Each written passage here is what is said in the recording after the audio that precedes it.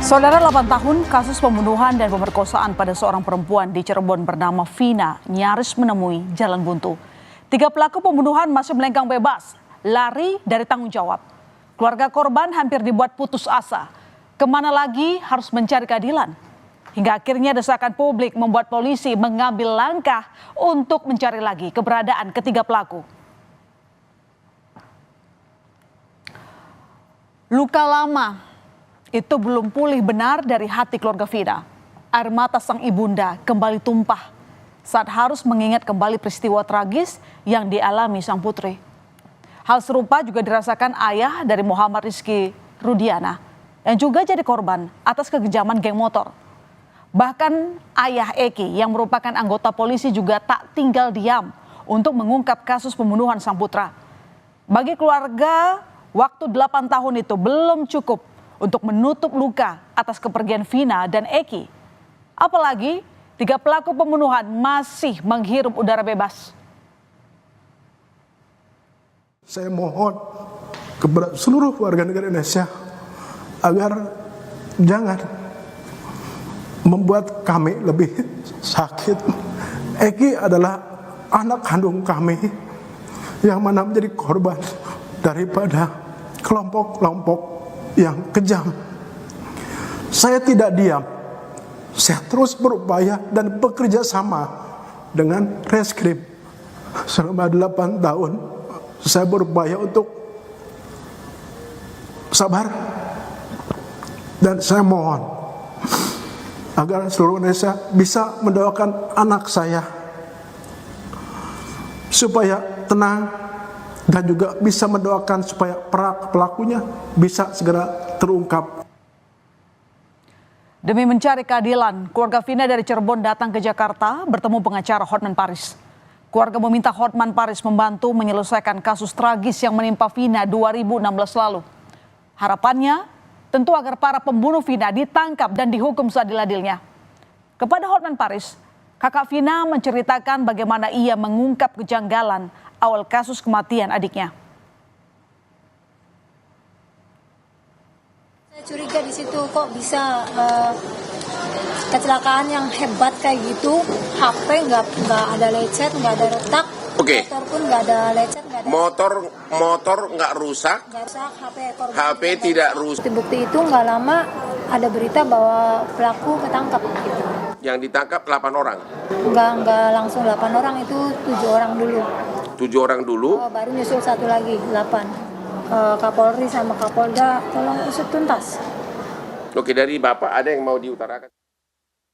Ini ada sesuatu yang tidak beres di penyidikan di awal. Kalau 8 orang pelaku sudah menyatakan ada 3 orang lagi sebagai pelaku yang lain dan itu bersamaan semua dalam BAP terpisah, ya nggak mungkin itu karangan, nggak mungkin itu koinsiden. Tapi kemudian kok bisa di BAP berikutnya pada saat di BAP akhir, pada saat pelimpahan mereka merubahnya seolah-olah menyangkal bahwa keterlibatan 3 orang ini. Kasus pembunuhan dan pemerkosaan Vina kembali disorot usai kisahnya diangkat dalam sebuah film. Pro dan kontra sempat mewarnai penayangan film ini, saudara. Awalnya, pihak keluarga Vina tidak mau jika kisah Vina ini difilmkan, lantaran membuka lagi luka lama. Namun karena demi mengungkap 3 tersangka lain yang masih buron, keluarga akhirnya setuju. Proses pencarian keadilan keluarga Vina tak mudah. Saat proses pembuatan film, saudara, 2 orang tak dikenal mendatangi rumah mereka di Talun, Cirebon. Keduanya meminta agar kisah Vina yang diangkat ke layar lebar dihentikan. Mereka beralasan apabila film tersebut dibuat dan ditayangkan akan kembali ramai diperbincangkan. Bilangnya kenapa dipersetujukan dibikin film? Ini kan udah, maksudnya kasusnya udah tutup nih. Kenapa dibikin film yang ada nanti bikin ramai lagi gitu? Saya bilang ini kan hak saya keluarganya, yang punya hak kan saya. Kenapa kok dilarang? Terserah saya dong mau setuju atau enggak, saya bilang gitu. Di lokasi inilah, saudara, tepatnya pada 27 Agustus 2016 di Jembatan Layang Jalan Raya Talun, Kecamatan Talun, Kabupaten Cirebon. jenazah Vina dan Muhammad Rizky alias Eki ditemukan. Menurut keluarga Vina, saat di rumah sakit, polisi menyebut kematian korban akibat kecelakaan tunggal. Namun 3 hari berselang, keluarga korban merasa ada yang janggal dari kematian Vina. Keluarga melihat ada kejanggalan pada motor dan ponsel Vina yang tidak ada bekas kerusakan. Padahal Vina dan kekasih disebut meninggal karena kecelakaan. Kecurigaan keluarga terbukti setelah dilakukan penyelidikan. Kematian Vina dan Eki bukan disebabkan kecelakaan tunggal, melainkan karena ulah kekejaman dari geng motor. Kecelakaan tunggal hanyalah rekayasa yang dilakukan para pelaku. Para pelaku menganiaya kedua korban secara keji. Pelaku bahkan memerkosa Vina. Lokasi Gang Bakti Jalan Raya Majasem, Kecamatan Kesambi, Kota Cirebon, Jawa Barat menjadi saksi bisu di mana Vina dianiaya oleh kawanan geng motor bersama kekasihnya Eki pada 27 Agustus 2016. Tak hanya mengalami kekerasan hingga tewas, pelaku juga tega melakukan pemerkosaan kepada Vina. Usai menganiaya Vina dan Eki, pelaku membawa kedua korban yang sudah kritis ke jembatan layang Jalan Raya Talun, Kecamatan Talun, Kabupaten Cirebon. Mereka meletakkan keduanya di aspal dengan dalih kecelakaan lalu lintas tunggal. Polisi mengungkap pelaku pembunuhan dan pemerkosaan pada Vina berjumlah 11 orang. Namun baru 8 orang anggota geng motor ditangkap pada 31 September 2016. Pada 27 Mei 2017, 8 pelaku menjalani sidang vonis. 7 pelaku yakni Jaya Supriyanto, Eka Sandi, Hadi Saputra, Eko Ramadhani, Sudirman, dan Rivaldi Aditya Wardana divonis penjara seumur hidup. Sedangkan 1 pelaku lain yang saat itu masih di bawah umur divonis 8 tahun penjara. Namun 8 tahun berlalu, 3 dari pelaku pembunuh dan pemerkosaan Vina tak kunjung ditangkap.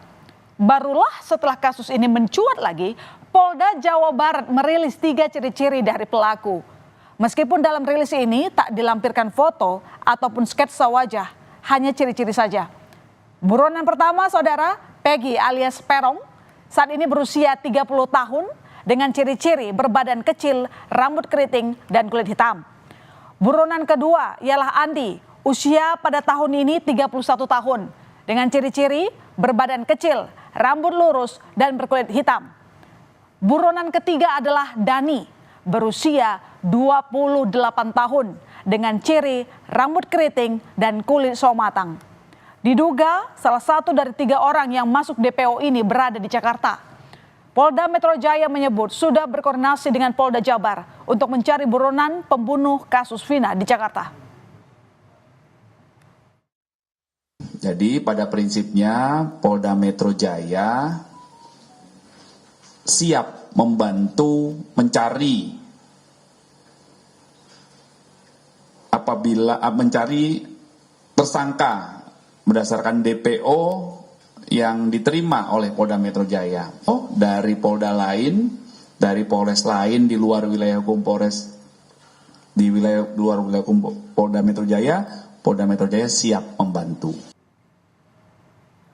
Dalam DPO tertulis ketiga buron pembunuh Vina ini merupakan warga desa Banjarwanungan, Cirebon. Kepala Desa Banjarwanungan, Sulaiman, mengaku tidak mengetahuinya karena tak tertera alamat lengkap RT RW tempat tinggal pelaku. Meski demikian, pihak Kades langsung menghubungi seluruh RT RW untuk mencari keberadaan pelaku. Makanya saya bergerak langsung ke RT RW, nanti saya pas up ke RT RW. Jadi supaya informasi ini supaya bisa akurat atau apa kan gitu. Soalnya itu desa Banjarwangunan kan termasuk Banjarwangunan. Cuma sayangnya nggak ada RT RW-nya. Kalau ada RT RW-nya saya bisa langsung tertuju kan gitu. Kepergian Vina sangat membekas di hati nenek dan kakek Vina. Apalagi Vina telah diasuh keduanya sejak berusia 6 tahun. Lantaran ibu Vina harus bekerja sebagai buruh migran di Malaysia dan ayahnya bekerja sebagai nelayan. Kini sang nenek hanya mampu mengenang Vina melalui foto-foto yang masih tersisa. Semua keluarga Vina meminta kepada polisi segera menangkap 3 pelaku yang masih buron. Saudara, sudah 8 tahun berlalu. 3 pelaku yang diduga menjadi otak pembunuhan dan pemerkosaan Vina masih belum ditemukan. Polisi kini diminta lebih serius menangani kasus Vina. Dengan mencuatnya kembali kasus ini, keluarga Vina memiliki harapan besar agar 3 pelaku bisa segera ditangkap.